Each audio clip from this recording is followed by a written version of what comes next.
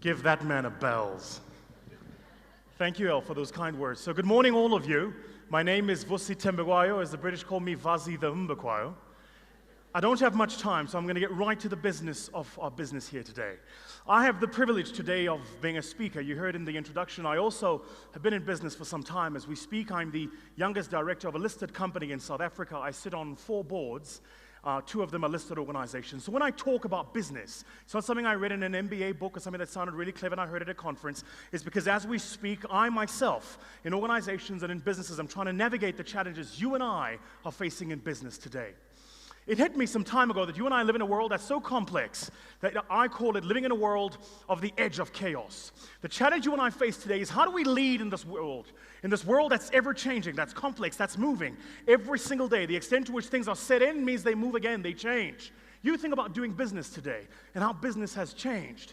10 years ago, the most profitable store, Whitey Basson tells me, the most profitable store in the ShopRite group 10 years ago was their Sandton store. Today, their 4 most profitable stores are all based in the township. Their Diepsloot store does 4 times the turnover of Sandton.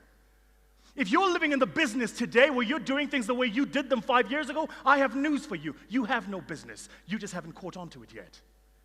There are 4 realities around how do we do business at the edge of chaos. These 4 realities around how do we do business at the edge of chaos. I call them the 4 laws of leadership. The 4 laws, and please excuse this, for some strange reason it's formatted really, really badly, but I think you can still make out the spelling.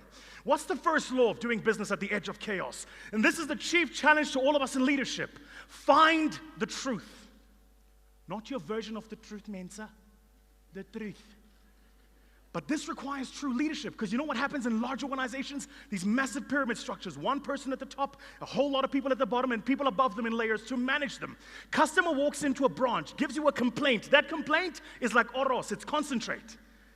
But what happens when that complaint makes its way up the rungs of the organization to the people at the top of that business? It gets filtered down.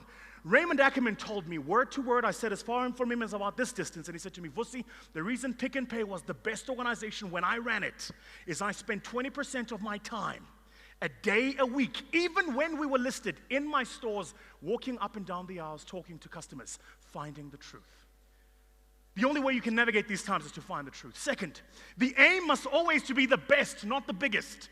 It pains me as a man of color to say this, ladies and gentlemen, but maybe size is not everything, comrades. Just maybe. I have seen so many organizations make the cardinal mistake of chasing size. You think about it in the cell phone telephony business. What happened when Nokia came out with innovations? They had a simple QWERTY keyboard and a simple screen. What did we do? We voted for them with their money. They were the best. And because we voted for them with their money, they became the biggest. They forgot that. They created a space for innovators who came from Canada. We called them Research in Motion with a BlackBerry device. They were the best, and because they were the best, we voted for them, so they became the biggest. They forgot, too, what their business was. They created a space for Apple. 2 months ago, I traveled to South Korea to meet what I call the world's most innovative company today, Samsung. They have some cool things they're doing in Samsung that are so cool. We went to their production facility in the southern part of South Korea. They have a fridge that depending on whether or not your house has a Wi-Fi connection and you drive a BMW, your fridge will switch on your car. I'm not kidding. Why? Because they understand the rate at which customers are changing infers they have to change even faster. The aim must always to be the best, not the biggest. Always. Third, vision excites people, not numbers. No one wakes up in the morning going, I really want to help the MD make another 3% growth in EBITDA. Nobody. If you tell your people you want to make more money, all they're hearing is, I want to make more money for me, the boss, the shareholders. That's the truth. No one gets excited by numbers, and I should know. I'm a chain investment banker. I worked as a chartered financial analyst. I structured many a deal in the mergers and acquisition space. I understand the importance of a balance sheet, but I'm telling you, you want to excite your people? It never happens with the numbers. Spoke at a conference last night. The CEO got up, and his first 10 slides were all presentations on numbers. How excited do you think his people were? Vision excites people, not numbers. And finally, and this is the hard one, this is the one many businesses get wrong, lead by the business case.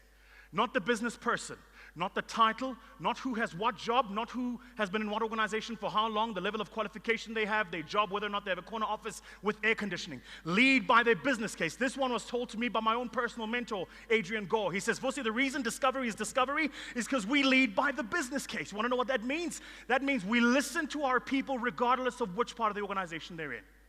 Discovery Insure was not an innovation of the fancy people sitting in the actuarial department. It was an innovation of a call center agent. They have a new innovation coming out, by the way, in Discovery Insure. Because a call center agent said to them, guys, most of the claims we're getting are all from people who have clashes and collisions when they're driving. And it's because they're on their phones. So this call center agent said, can't we come up with an innovation that allows us to cut signal? And they have. A call center agent has through an idea, they're coming up with an innovation that you plug into the roof of your car and it cuts off signal the minute your car moves. Leading by the business case. This is how we navigate the times of the edge of chaos. I've had the privilege of working with some of you here today, and I look forward to more of your rands in my bank account. Thank you.